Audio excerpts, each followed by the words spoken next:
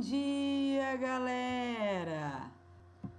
Então, bora lá para um dos assuntos mais cobrados nos vestibulares, não somente em biologia, mas de maneira interdisciplinar, com geografia. Os biomas, eles são muito cobrados de maneira interdisciplinar. Mas e aí, Laurinha? Que seria esse tal de bioma, né? Quais são os biomas que nós vamos estudar? Então anotem aí, né, o primeiro tópico, né? O que seria um bioma? É um conjunto de ecossistemas, tá?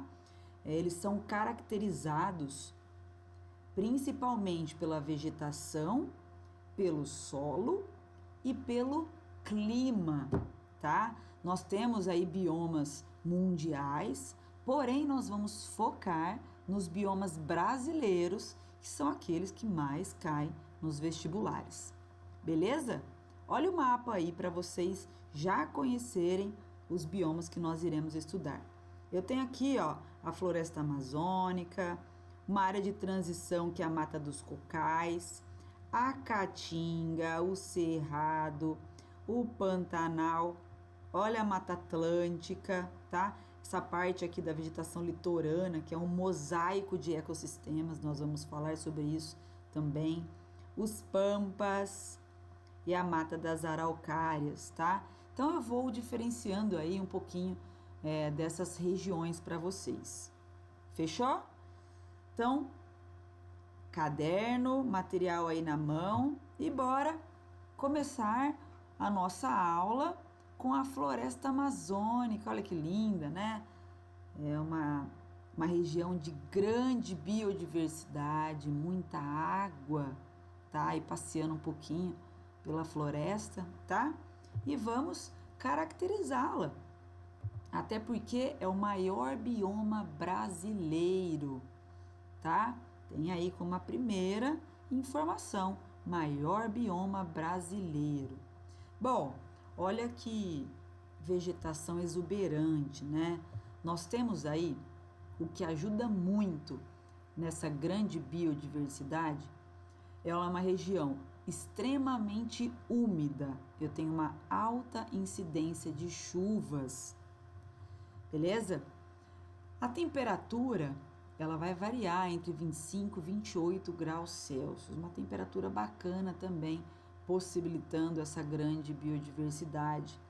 Maior parte do relevo, ele é considerado aí plano, e por incrível que pareça, galera, pode fazer um asterisco nessa informação. O solo é pobre. Olha só, que informação confusa, né? Porque é uma região de tanta biodiversidade. Como assim o solo é pobre, Laurinha? O que permite essa grande biodiversidade é que nessa região nós temos uma grande ciclagem da matéria, ou seja, decomposição. Então, folhas, flores, animais que estão ali, que morrem, sofrem decomposição e isso devolve os sais minerais ao solo, tá? Mas, naturalmente, é um solo considerado pobre, beleza? Não esqueçam disso. Uma outra característica, olha aqui o chão dessa floresta, galera. A gente não consegue ver o solo, não consegue. Nós só conseguimos identificar aqui folhas, restos de vegetais, né? E essa característica é chamada de serrapilheiro. A gente não consegue ver o chão, a gente só vê folhas secas, folhas em decomposição, né? A matéria orgânica, a gente não consegue ver exatamente o solo. Essa é uma característica chamada de serrapilheiro e está diretamente ligado, obviamente, à decomposição, à ciclagem da matéria, tá? Bom, olha que linda essa folha grande, né? Isso nós encontramos muito na floresta amazônica, até porque como tem muita água, ocorre intensa transpiração. E a transpiração acontece pelas folhas, tá? Então, tendo folhas grandes, eu tenho muita transpiração. Mais especificamente, evapotranspiração. transpiração. Isso ajuda também a ter muitas chuvas nessa região, tá? Por isso que a vegetação é chamada de latifoliada e perene. Que é isso, Laurinha? Latifoliada, folhas grandes. Perene são aquelas folhas que não caem, elas ficam nos vegetais, elas não caem constantemente. Tá joia? Nós temos também uma vegetação estratificada, aonde nós encontramos a mata mais baixa, chamada de igapó, que é aquela mata onde ela está constantemente alagada. Nós temos aquela porção intermediária, que ela é bem intensa, tá? Eu tenho muitos galhos, a vegetação ela é bem fechada, por isso que a gente fala que a vegetação ela é densa, tá? Ela está um pouco acima dessa vegetação que ela fica constantemente alagada, tá? E nós temos, ela é chamada de várzea, e nós temos aquela mais alta, que é acima de 30 metros de altura, os vegetais, tá? Dá para perceber nessa imagem aqui, ó, onde as árvores, elas ficam mais espaçadas, porém, a copa, ela se une, porque nós temos aí as folhas, né? Aonde elas acabam se encontrando. Agora, nessa região eu tenho uma pequena incidência de luz, porque as copas elas são maiores, com mais folhas, então a incidência de luz ela diminui. Por isso, né, que nessa área, onde é chamada de terra firme, eu tenho pouca quantidade de vegetação baixa.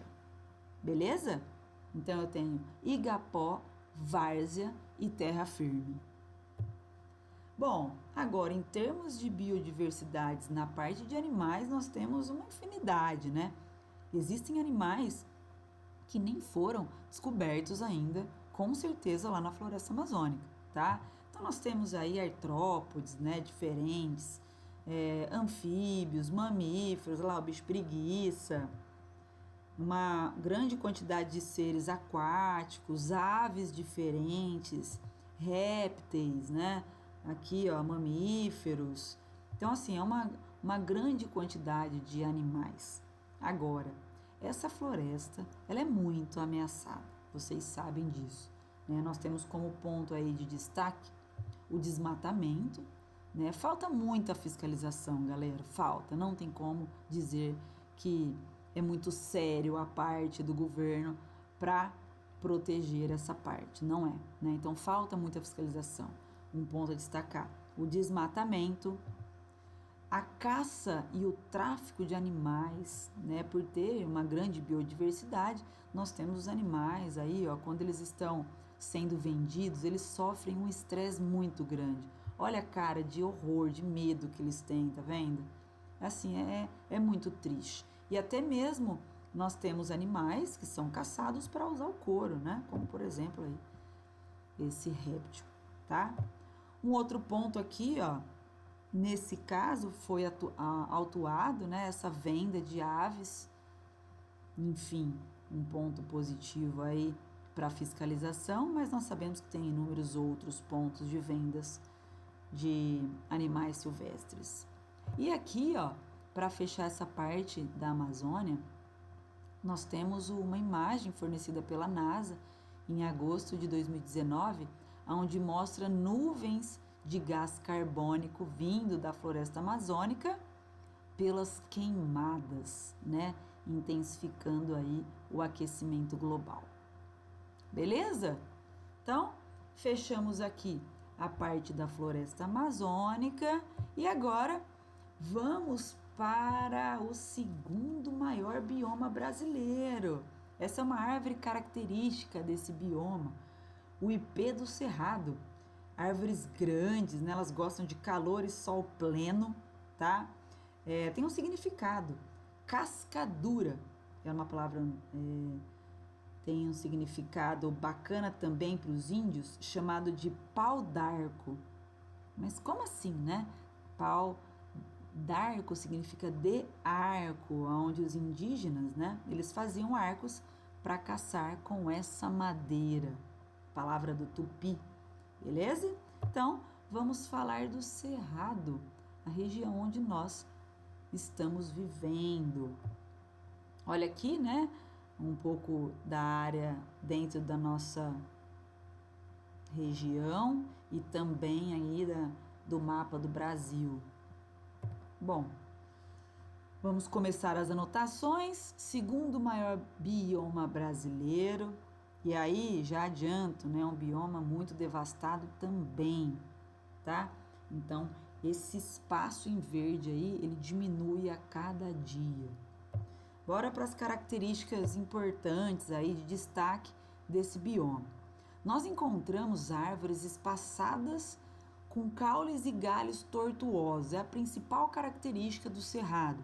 Árvores espaçadas com caules e galhos tortuosos. Essa imagem é muito característica, viu, gente? Identificou isso em uma questão, pode ter certeza que é o cerrado. Ele tem um solo avermelhado e ácido, por isso que é muito utilizado a técnica agrícola chamada de calagem, que ela vai ajudar a melhorar o pH do solo, tá? Clima tropical quente, tá? Nós temos também a classificação de savana brasileira. No cerrado é chamada de savana brasileira. Agora, nós sabemos que existem as queimadas, né, naturais também no cerrado. Então, os vegetais, eles possuem algumas características que ajudam nessa sobrevivência, nessa região onde nós temos queimadas naturais, que é uma casca grossa, raízes profundas, porque imagina só, se dá uma queimada, acaba aí matando todos os vegetais e some, vira deserto? Não, nós temos uma parte abaixo do solo bem profunda, que isso ajuda na sobrevivência desses vegetais. E também uma cutícula grossa, por isso que as folhas são chamadas de coriáceas. E sabe o que tem também de muito interessante, pessoal? Vocês sabem que as sementes, elas ficam por um tempo em estado de dormência. Nós até citamos muito a água como um item importante para quebrar essa dormência. No caso do cerrado, olha que bacana, hein, gente? As sementes, elas sofrem a quebra dessa dormência com as queimadas. Acreditam? É verdade. Então, tem algumas sementes que elas quebram a dormência do embrião através das queimadas. Bom, nós temos aí grande quantidade de flores e frutos diferentes aqui no cerrado também. Não sei se vocês já viram essa sorveteria, ela é famosa, é uma franquia chamada Frutos do Cerrado, né? Vende picolé. E os picolés são bem variados, bem até divertidos em relação aos seus nomes, que são dos frutos que dão origem aos tais picolés, né? Então tem araçá, murici, cagaita, brejaúba, jatobá, ariticum, mutamba e assim por diante, tá? Então aqui só para ilustrar um pouquinho dos diferentes tipos de frutos que nós encontramos no cerrado, tá? Uma característica também muito interessante é que nós temos períodos marcantes. Do que, Laurinha? De chuva e de seca, tá? Então são períodos marcantes. Uma informação bacana. E um dos frutos mais conhecidos, só para lembrar, né? Fruta é um termo popular, né? Um dos frutos mais conhecidos do cerrado, até muito utilizado para fazer arroz com o tal de pequi, tá? Então esse é um dos símbolos do cerrado, o famoso pequi. Nós temos aí o murici, para quem nunca viu, tá? Pera do campo, a castanha de baru e assim outros vários tipos de vegetais. Fechou? E os animais que nós encontramos aqui, né, no cerrado? Nós temos aí uma infinidade também. A anta, muito conhecida, o tamanduá, o gambá, né? Em épocas de queimadas ao redor das cidades, os gambás, eles vêm para a cidade.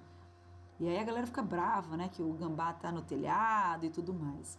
Mas, na verdade, ele só está fugindo porque alguém está destruindo o ambiente natural dele, né? Então, a culpa não é do gambazinho, não. A culpa é nossa. Bora lá, então? O tamanduá-bandeira, também muito famoso aqui na nossa região. E aí nós vamos fechando também aqui as características do cerrado e destacando algumas ameaças, galera. O que ameaça o cerrado? Né? A ocupação humana, o crescimento desorganizado, desorientado das cidades. Isso é uma grande ameaça, assim como o desmatamento, né? E também, obviamente, nós não podemos esquecer das queimadas, que eu já citei agora aí atrás, e a pecuária. São grandes áreas destruídas pela pecuária. Fechou? E dando continuidade, já ouviram esse nome? Sabem o seu significado? Caatinga significa Mata Branca. E onde fica esse bioma, Laurinha? Nos estados do Piauí, Rio Grande do Norte, Pernambuco, Sergipe, Alagoas, Ceará, Paraíba, Bahia e no norte de Minas Gerais, ó. Aqui o mapa ele demonstra aqui os locais onde nós encontramos a caatinga, que, por incrível que pareça, é um bioma exclusivo do Brasil, galera. Nós só encontramos aqui no Brasil, tá bom? E bora lá falar um pouquinho sobre as suas características. Nós temos um clima semiárido, né? Vocês já sabem, tenho certeza disso, né? Falamos aí um pouquinho do sertão. As temperaturas chegam em torno de 24 e 26 graus, né? Esse clima é quente e seco, tá? O solo, ele é fértil, por incrível que pareça. Lá nós falamos que a floresta amazônica, né, tem um solo pobre, mas aqui na Caatinga nós temos um solo naturalmente fértil, tá? E também ao contrário da floresta amazônica, a Caatinga também não tem água, baixa pluviosidade, diferente lá da floresta amazônica.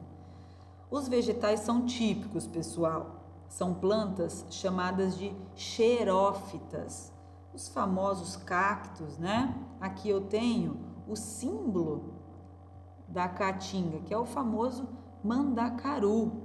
Aqui árvores sem folhas, também uma outra característica, tá? Então, bora lá destacar quais são as adaptações dos vegetais para que eles consigam sobreviver nesse clima semiárido. Primeiro, eles armazenam água. Por isso, por essa característica de armazenar água, eles possuem um parênquima aquífero desenvolvido. Laurinha do céu, quem é esse tal de parênquima aquífero? O parênquima, galera, é um tecido vegetal de armazenamento. E nesse caso, os parênquimas, eles armazenam água. Por isso o nome aquífero. Que mais? Quais outras características esses vegetais têm? Eles perdem as folhas, como eu mostrei para vocês aqui, eu tenho uma árvore pelada, sem folhas, porque as folhas são órgãos responsáveis pela transpiração.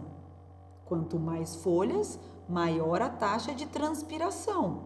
E nesse bioma, as plantas não podem transpirar, elas precisam evitar a perda de água, tá? Por isso, elas perdem as suas folhas. Diferente que nós citamos na floresta amazônica, que tem folhas grandes. Lá tem muita água, então pode transpirar à vontade. Um outro ponto são as cutículas impermeáveis, tá? Para que isso, Laurinha? Também para evitar a perda de água.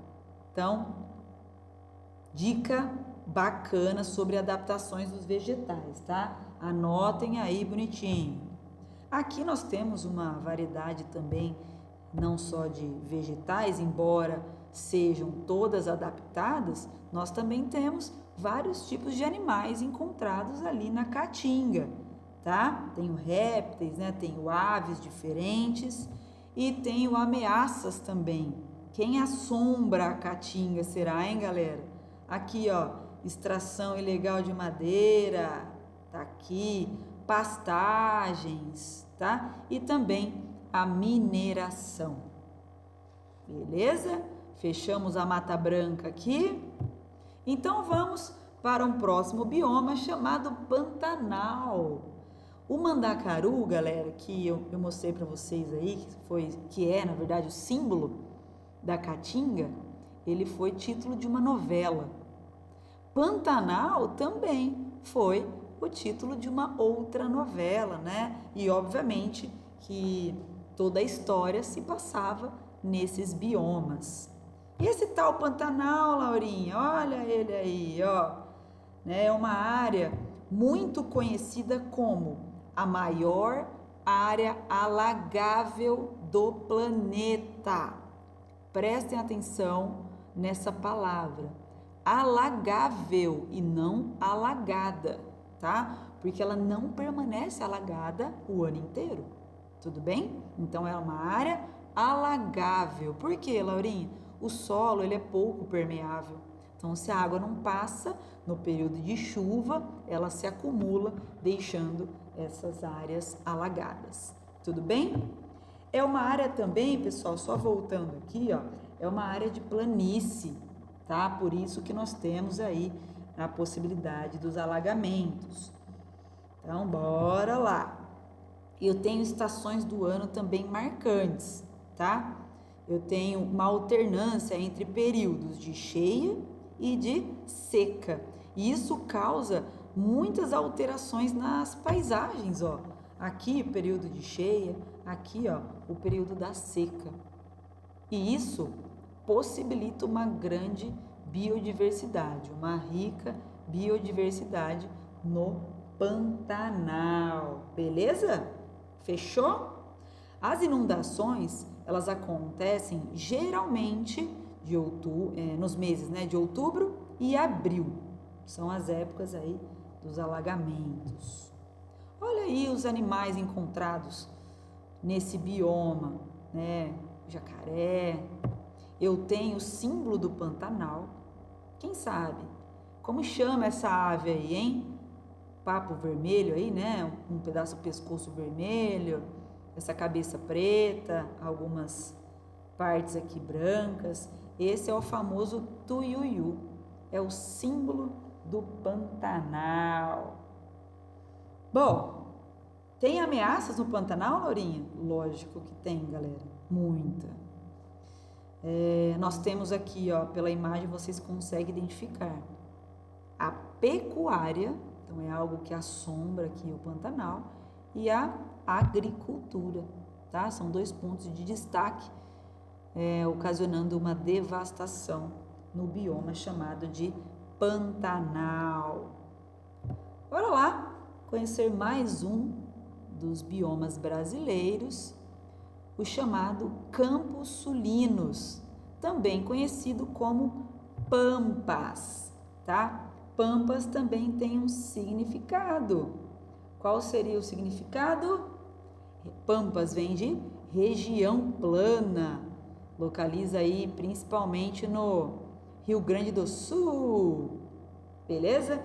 Ocupando aí uma vasta área de planície, com vegetação rasteira, né, como dá para perceber aqui na imagem, e alguns arbustos.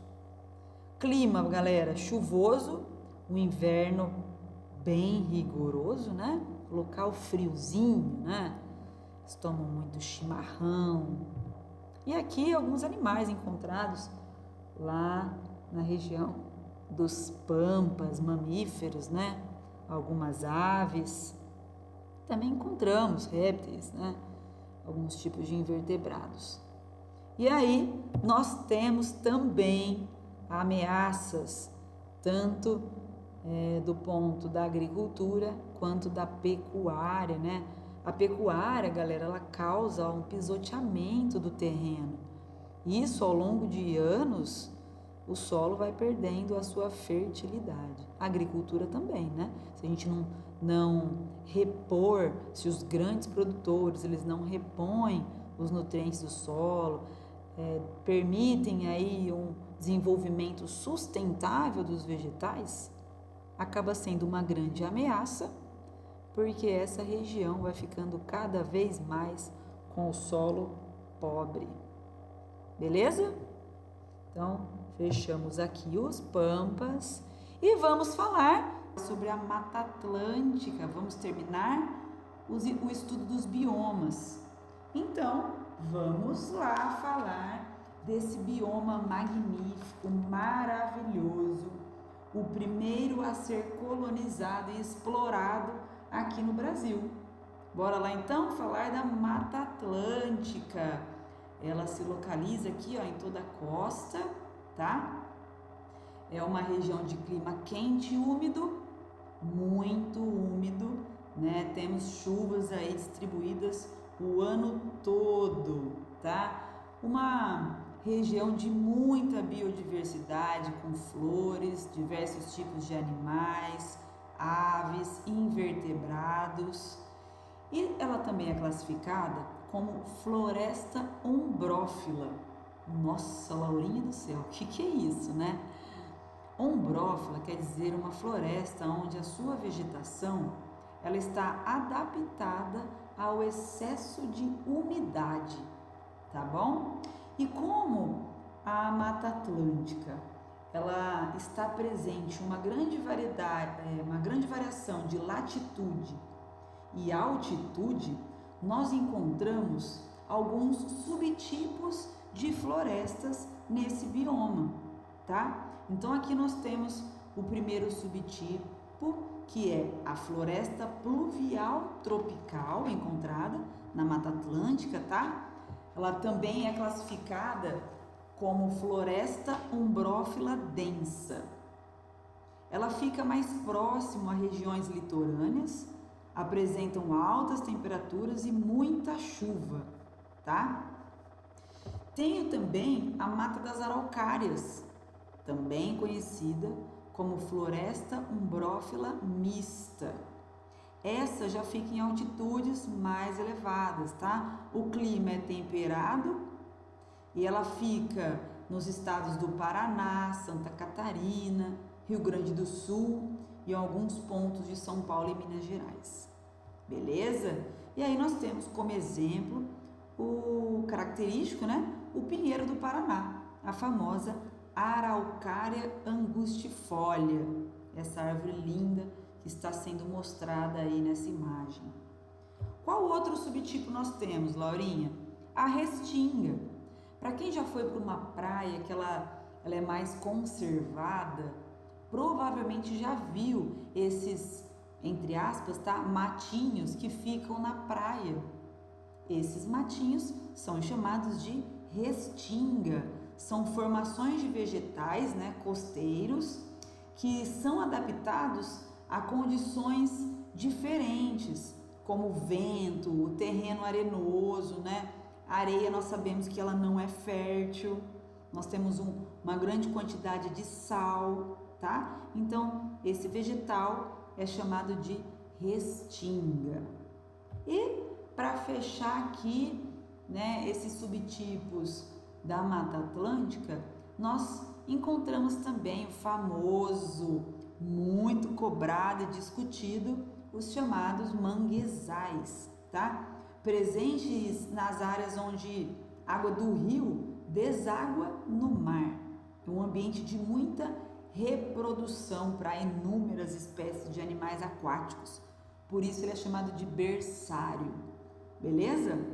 E a gente não pode esquecer que nós já vimos algumas adaptações dos mangues, né? Existem aquelas raízes respiratórias, que elas captam o oxigênio da atmosfera, porque falta aí oxigênio nesse solo lodoso. Temos as raízes escoras, que são essas raízes que saem do caule, aumentando a superfície de fixação, tá? Então esse aqui é um novo subtipo de Mata Atlântica chamado manguezal. Fechou? E olha que lindo, né? Os diferentes tipos de flores, né? Todas adaptados a excessiva quantidade de água, bromélias, né, orquídeas. A orquídea é uma planta, né, chamada de epífita, porque ela vive sobre as árvores, né, uma relação ecológica. E nós temos aí diferentes tipos de animais também encontrados na Mata Atlântica, né, grande biodiversidade. Agora, não podemos deixar de falar sobre essa área que ela é intensamente devastada. Diz alguns livros, alguns estudiosos, que nós temos apenas 12,5% dessa região, somente, né? Então, a grande parte da Mata Atlântica ela já foi devastada. E digo mais, pessoal, alguns cientistas dizem que 12,5% ainda é muita coisa, que nós temos apenas 7% dessa mata original. Então, assim, é muito triste. Então, ela sofre com um intenso desmatamento, a utilização da madeira aí. Beleza, pessoal? Agora, eu não poderia deixar de falar de alguns biomas de transição, tá? Isso já caiu, inclusive, no Enem, citando a Mata dos Cocais como um bioma, tá? Muitos livros já trazem Mata dos Cocais e a Mata das Araucárias, que eu acabei de dizer, né? Acabei de falar sobre as araucárias como um bioma já, tá? E alguns livros trazem como um bioma de transição. Por quê, Laurinha? Presta atenção aqui na Floresta de Cocais. Ele fica um pouquinho na Floresta Amazônica, um pouquinho no Cerrado, um pouquinho na Caatinga, tá? Então, ela abrange áreas do Maranhão, Piauí, Tocantins. O solo, pessoal, é um solo mais seco e tem presenças de palmeiras como o babaçu, carnaúba e o buriti, tá? Muito famoso o babaçu, utilizado na indústria farmacêutica, indústria de comércio e até mesmo na alimentação. Já a Mata das Araucárias, pessoal, que ela fica aqui, né, mais próximo aqui, ó, a floresta tropical, pertinho aqui do Pantanal, um pouco do Cerrado, são as árvores chamadas, né, de Araucária angustifolia, e nós temos um destaque especial para a gralha, a famosa gralha azul. Ela é fã das araucárias, nós encontramos essa ave aí em destaque na Mata das Araucárias, tá? Então aí temos, não posso esquecer, não podemos deixar de falar desses biomas de transição, ok? Bom, como nós começamos a aula com uma música que lembrar a praia, né, sol, mar, nós temos aí inúmeros ecossistemas que fazem parte dessa zona costeira, como estamos falando até agora. Então falamos, né, da floresta umbrófila densa, falamos da floresta umbrófila mista, das restingas, dos manguezais. Então vamos aqui compor esse grupo de ecossistemas, tá? Temos também as praias, as dunas, o recife de corais, que é um bioma aquático, eu vou falar um pouquinho mais sobre ele, o manguezal, né, o berçário de muitos animais, e a restinga. Então é um mosaico de ecossistemas, tá? E eu vou falar um pouquinho sobre esse bioma aquático muito importante chamado de recife de coral, tá? Ele é um ambiente, é um ecossistema de muita biodiversidade, tá? Muita biodiversidade, porque nele encontramos uma grande quantidade de alimentos e abrigo. Então aqui, galera, eu tenho a casa e comida lavada, casa, comida e roupa lavada, tá bom? Para os seres que ali habitam. Esses recifes de corais, eles são encontrados em regiões de águas rasas e quentes, tá? Até porque eu tenho uma grande quantidade de algas, então eu preciso de sol para que elas consigam fazer a fotossíntese. Agora, o porquê que esse bioma está intensamente ameaçado? O aquecimento global, ele está diretamente ligado ao branqueamento dos corais. Mas como assim, Laurinha? Branqueamento, eles são tão lindos, coloridos. Os corais, eles vivem numa relação de mutualismo, ou seja, uma relação de dependência com as algas, tá? E quando a temperatura da água ela aumenta e persiste alta, as algas elas eliminam uma substância tóxica e o coral expulsa ela, ele manda ela para fora. O coral sem a alga, ele não consegue sobreviver, porque eles têm uma relação de dependência e eles acabam morrendo. E por que branqueamento, Laurinha? Porque os corais, eles têm essas cores diferentes em relação à alga que está dentro dele. Ele elimina essa alga e morre, então ele fica branco, beleza? Então lembre-se, aquecimento global e coral, tudo a ver, beleza? Não podemos esquecer também que as águas, elas também estão ficando cada vez mais ácidas e isso também prejudica na sobrevivência dos corais, beleza? Bom, continuando a falar aí sobre ecossistemas agora marinhos, tá? Vamos lá entender um pouquinho mais sobre outros tipos. Aqui eu tenho um exemplo do chamado estuário. Quem é esse tal estuário? É uma área de transição entre os rios e o mar, que sofre o impacto das marés, beleza? Eu tenho uma região aí de muitos nutrientes e por isso nós temos uma grande biodiversidade, tá? Rio e mar. O que mais, Laurinha? Aqui eu tenho os famosos rios, tá? Córregos, que são cursos naturais de água, doce no caso, tá? Com canais definidos e o fluxo, ele é o quê? Permanente. Para onde, Laurinha, esse fluxo vai? Para o oceano, para um lago ou para um outro rio, tá bom? Então, é um curso d'água doce com fluxo permanente. São os chamados rios. E aqui eu já não tenho um fluxo permanente. Aqui é um exemplo de um lago, tá? Que são corpos d'água parado. Podem ser grandes ou pequenos, mas eu não tenho fluxo como aqui no rio.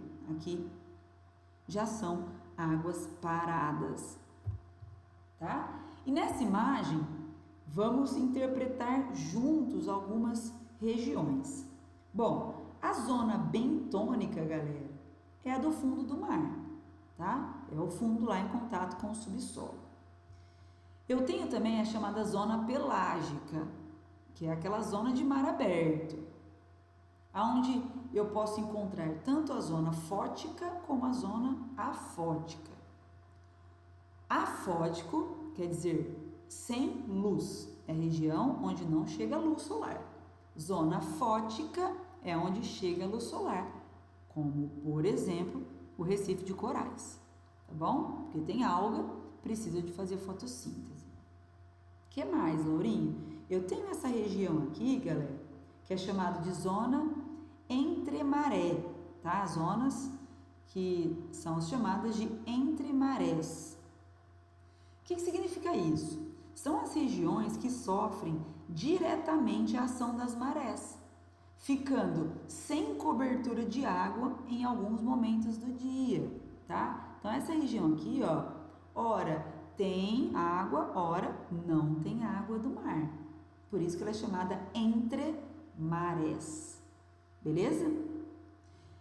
Aqui, pessoal, nós identificamos alguns tipos de ecossistemas aquáticos, né? Tanto de água doce quanto de água salgada.